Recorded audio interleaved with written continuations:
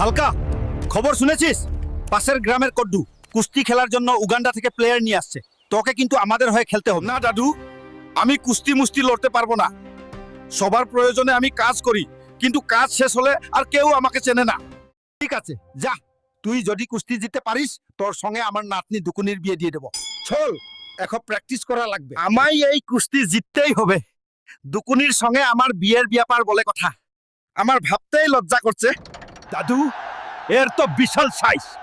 একে দেখে আমার কেন জানি ভয় লাগছে। ধুর বেটা, তুই শুধু দুকুনির কথা মনে কর।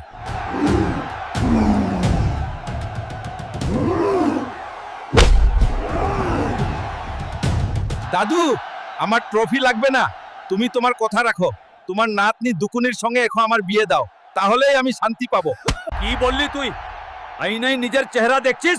বামন হয়ে চাঁদে হাত বাড়াচ্ছিস? দেখছিস এটা কি?